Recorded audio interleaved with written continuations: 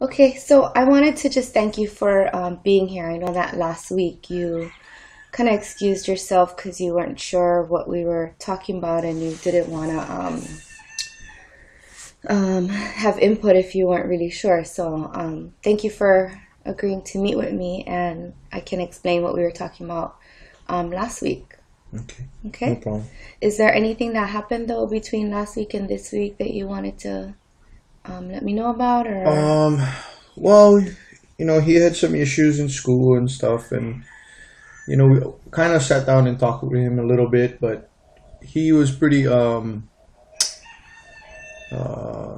he didn't want to say much, so I just kind of left it alone and just let him be on his way. Just tried to tell him maybe he has to change a couple things here and there, but basically he didn't want to listen and he didn't want to say anything, so yeah, I just let it go. Okay.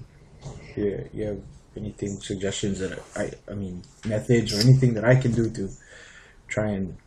Well, we're gonna kind of talk about that today. I'm gonna just what I'm gonna do is set up for you, kind of so you know when we say certain terms, because Mom and I have kind of been the ones setting this up so far, and I know that she was kind of afraid to have you be involved just because she didn't know what your response would be.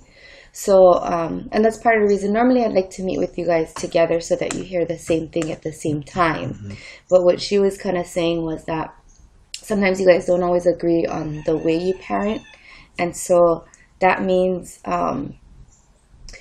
that things sometimes are not consistent in front of the kids.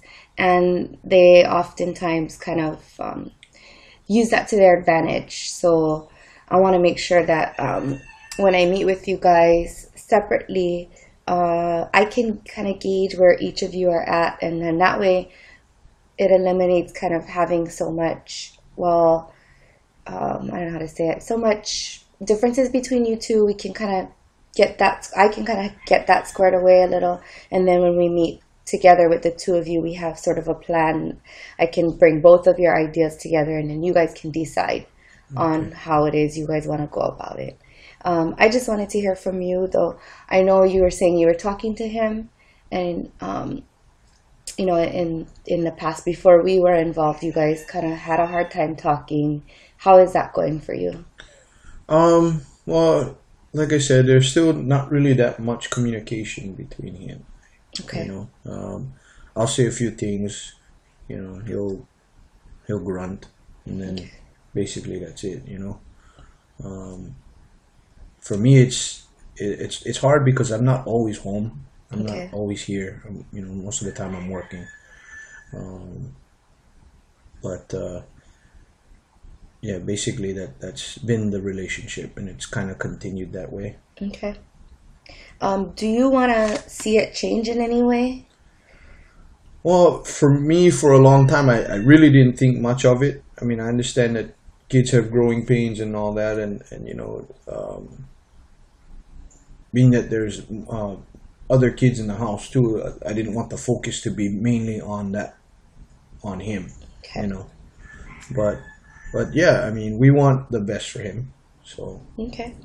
So you think that for you, that would be something that you would want to work on, would be improving your and his relationship. yes, Do you think that it would make a difference in his the things that he's getting into right now? um, possibly. I mean, Okay. yeah, Okay. Okay. Well, with that being said, I wanted to kind of talk to you about when we say what it means when we say fit and drivers. Do you kind of have any ideas, or you want me to just kind yeah. of? No, I don't. Okay. Yeah.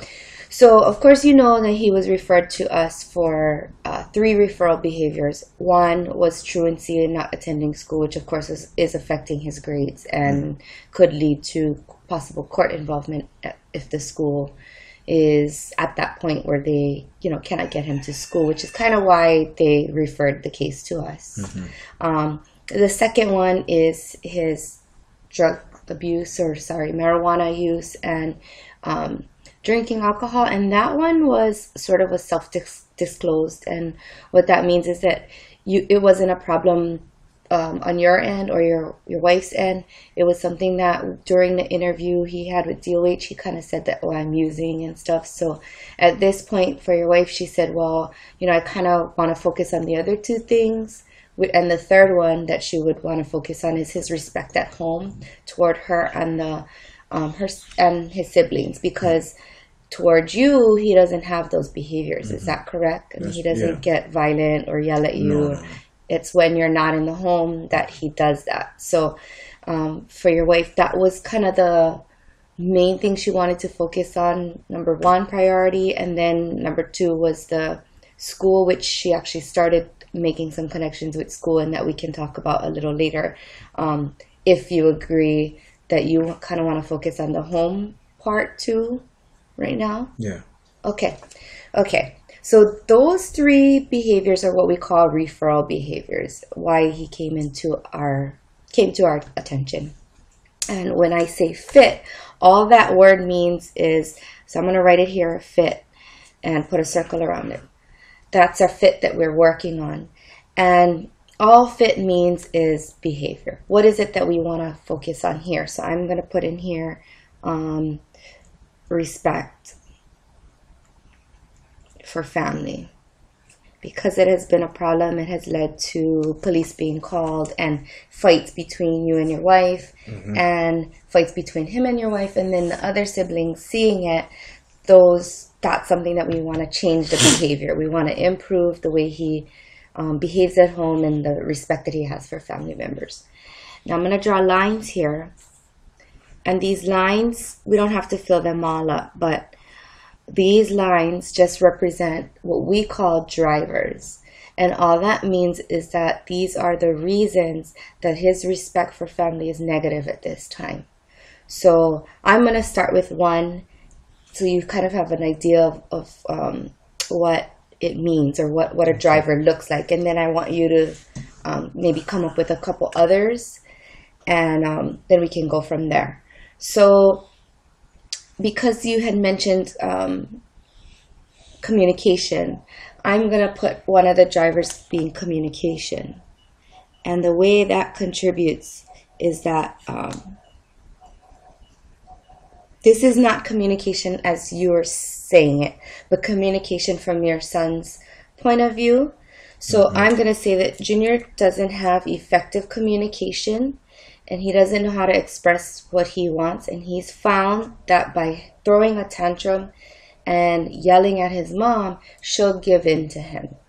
She'll just say, okay, rather than have him get into it with him and put her foot down and say, no, you're not going to go out with your friends tonight. It's a school night, whatnot. She'll just say, fine, go, so that he can stop his behavior, and then the house will be calm again.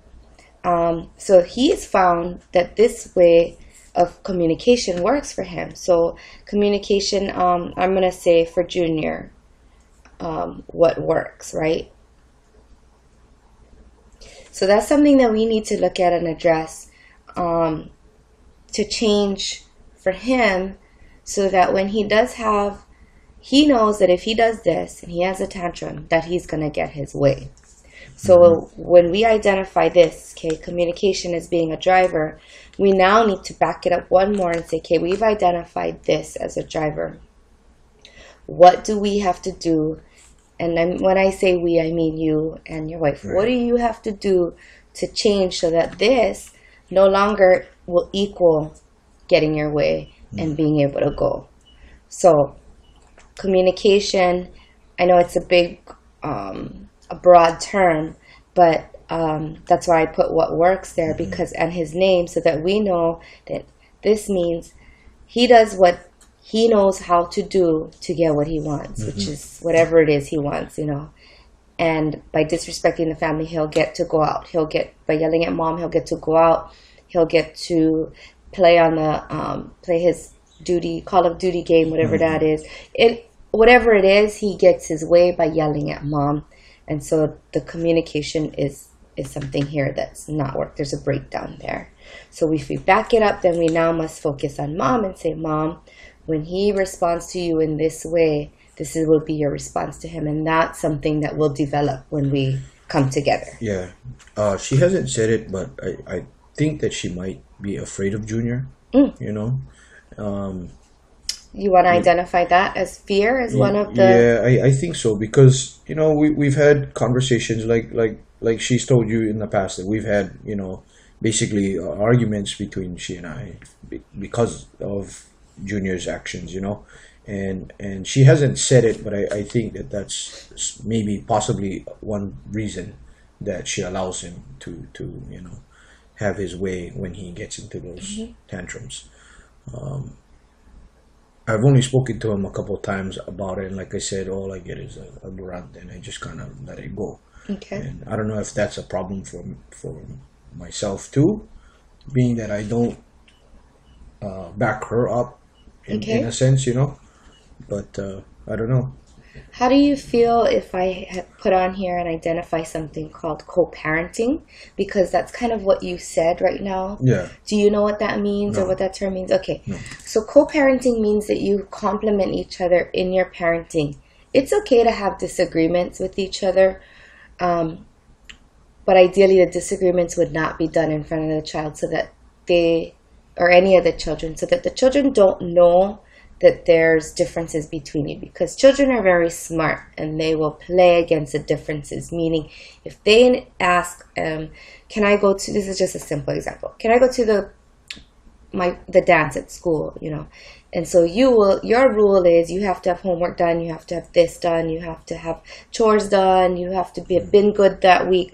And mom just says, well, if dad says yes, then you can go, but you're not home.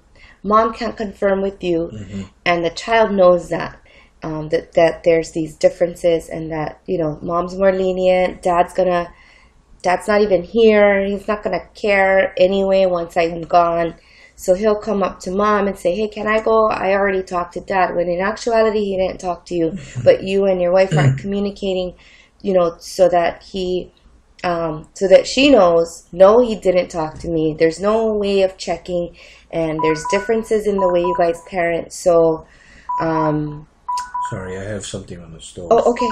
Excuse me. All right.